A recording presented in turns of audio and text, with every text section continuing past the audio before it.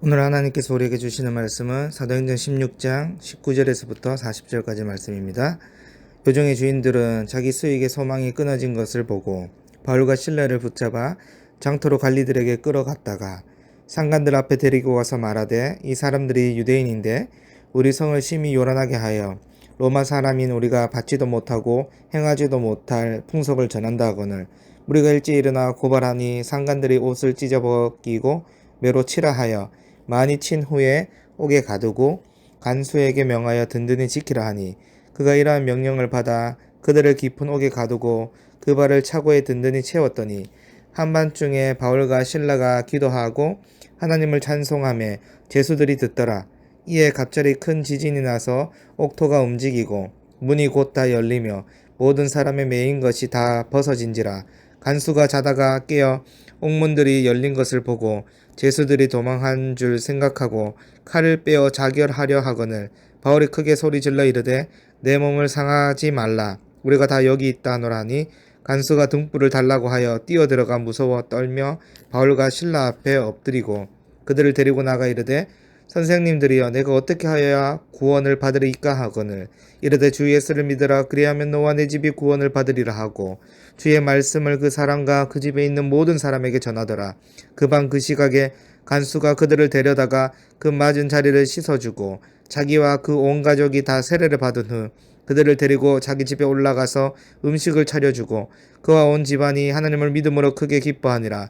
나리샘의 상관들이 부하를 보내어 이 사람들을 놓으라 하니, 간수가 그 말대로 바울에게 말하되, 상관들이 사람을 보내어 너희를 놓으라 하였으니 이제는 나가서 평안히 가라 하거늘 바울이 이르되, 로마 사람인 우리를 죄도 정하지 아니하고 공중 앞에서 때리고 옥에 가두었다가 이제는 가만히 내 보내고자 하느냐? 아니라 그들이 친히 와서 우리를 데리고 나가야 하리라 한데, 부하들이 이 말을 상관들에게 보고하니 그들이 로마 사람이라 하는 말을 듣고 두려워하여 와서 권하여 데리고 나가 그 성에서 떠나기를 청하니, 두 사람이 옥에서 나와 루디아의 집에 들어가서 형제들을 만나보고 위로하고 가니라. 아멘.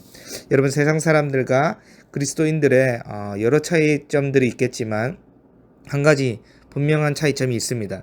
그것은 언제 노래를 부르느냐 하는 것인데요. 세상 사람들은 기쁘고 즐거워야 노래가 나온다고 생각하지만 그리스도인들은 즐거울 때나 고난이 찾아올 때나 상황을 가리지 않고 찬양합니다.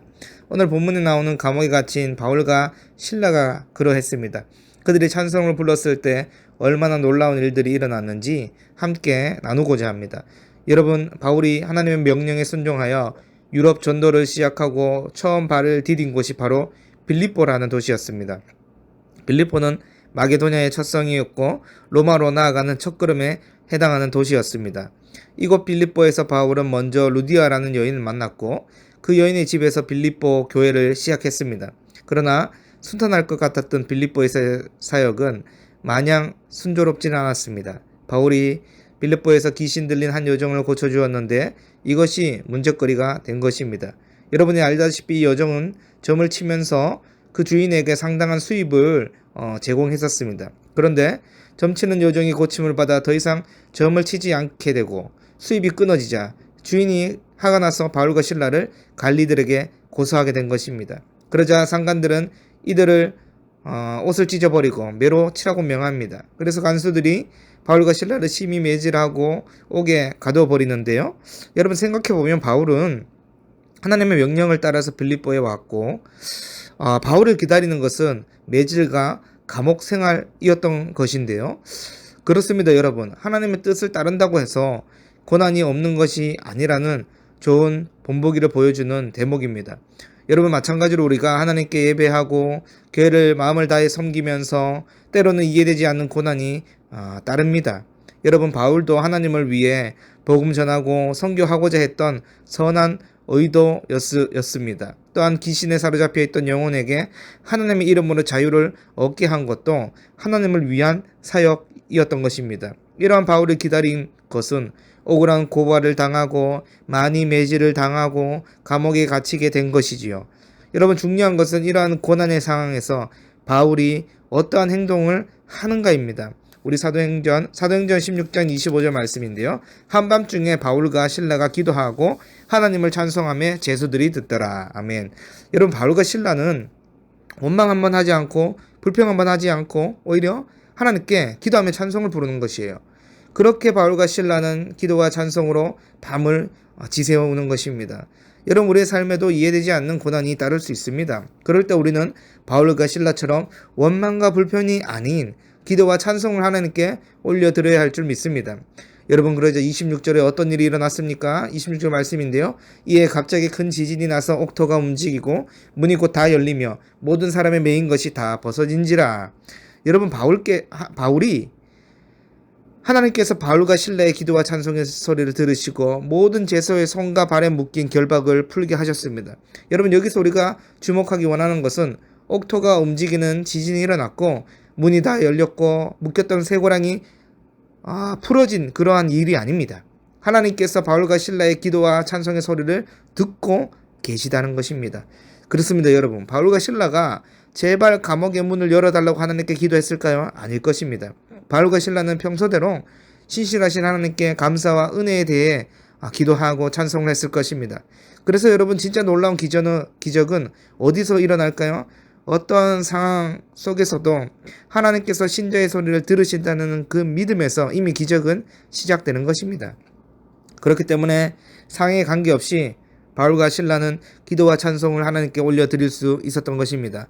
여러분, 그렇기 때문에 신자는 고난 속에서도 기도할 수 있고 찬송할 수 있는 것입니다. 이어서 여러분, 자다 깬 간수들이 옥문이 이제 열려있는 것을 보게 된 것입니다. 제수들이 이미 다 탈옥했을 거라고 생각하고 그 간수는 좌절하면서 자살하려고 하는 그 순간 바울이 소리치지요. 내 몸을 상하게 하지 말라. 우리가 다 여기 있노라. 그러자 여러분, 간수는요, 무서워서 바울과 실라 앞에 엎드렸습니다. 그도 그럴 것이 바울과 실라가 어떤 굉장한 장비가 있어서 모든 감옥을 연 것이 아님을 알았고 또 감옥문이 열렸음에도 불구하고 어떠한 죄수도 도망가지 않는 사실을 알았기 때문에 그 간수는 바울과 실라가 평범한 사람이 아닌 것과 그 배후에 영적인 존재가 있음을 어렴풋이 깨닫게 된 것입니다.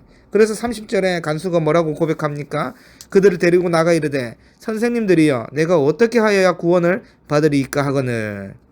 간수는 바울과 실라가 기도하며 찬송을 올려드린 하나님에 대한 본질적인 질문을 하고 있는 것입니다. 그러자 바울이 고백합니다. 이르되 주 예수를 믿으라. 그리하면 너와 내 집이 구원을 받으리라. 아멘. 그러자 간수와 그의 집이 다 하나님의 믿음으로 구원을 받는 기쁨의 기적이 일어나게 된 것입니다. 여러분, 그동안 로마인이었던 이 간수가 주라고 불렀던 자는 누구입니까? 바로 가이사였지요. 여러분, 이 간수가 자살을 생각했던 것도 결국은 상관에 의해서 보고가 이루어지고 가이사의 이제 명령이 떨어지면 자신이 죽게 된다는 것을 알았기 때문일 것입니다. 그러나 간수는 이제 바울의 말씀을 듣고 자신의 삶의 주인은 가이사가 아니라 하나님이 주 되심을 진실되게 고백했고 그 주님을 가족들에게도 전함으로 온 가족이 구원을 받게 된 것입니다. 그런데 여러분, 생각해보면 하나님께서 바울과 실라의 기도와 찬송에 응답해 주실 뿐만 아니라 간수와 그의 온 가족들을 구원의 길로 인도해 주신 것입니다. 여러분, 우리는 이 놀라운 기적의 현장을 보면서 하나님께서 여전히 신실하게 역사하고 계심을 보아야 합니다. 그래서 우리는 상황과 환경에 관계없이 하나님께 기도해야 하고 찬송을 해야 하는 것입니다. 여러분, 그 이후의 이 일을 짧게 살펴보면 30절에 바울은 그때서야 자신이 로마 시민임을 밝히게 되지요. 여러분, 처음부터 바울이 로마 시민이라고 밝혀서 매맞음과 감옥에 갇히는 것을 구차히 벗어나지 않았다는 것은 고난 속에서도 하나님의 일하심을 믿었기 때문일 것입니다. 그래서 지금 와서 로마 시민이라고 밝히는 것은 적법한 절차 없이 공개적으로 형벌과 감금이 시행된 것은 명백히 불법적인 행위이기 때문에 그렇습니다. 또 한 가지는 만일 상관들의 고소 내용대로 바울과 실라가 처벌을 받게 된다면 이들이 전한 복음과 선교 사역이 왜곡되고 불법적인 교사들로 낙인이 찍힐 수 있을 것입니다. 그렇다면 이제 막 시작한 빌립보 교회는 여러 가지 오명을 고스란히 쓰게 될 것입니다. 이러한 이유들 때문에 바울은요, 늦게나마 로마 시민임을 밝히게 된 것이지요. 여러분, 이처럼 바울은 한 영혼을 사랑하며 교회에 대한 애정을 보여주고 있습니다. 바울의 이러한 마음은 상황과 환경에 상관이 없습니다. 그래서 바울은 고난이 찾아와도 하나님께 기도할 수 있었고 찬송할 수 있었던 것입니다. 저와 여러분들도 때로는 원치 않는 고난이 찾아오더라도 하나님께 기도하고 찬송으로 나아가야 합니다. 하나님께서 반드시 신자의 기도와 찬송의 소리를 들으십니다. 또한 하나님께서 피할 길을 여시고 간수와 온 가족이 구원을 받은 것처럼 복음에 갇힌 열매도 맺어 주실 것입니다. 그러므로 어떠한 상황 가운데서도 하나님을 신뢰함으로 기도와 찬송을 올려드리는 우리 모든 비전교회 성도분들이 되기를 간절히 소망합니다. 하나님 아버지 감사합니다.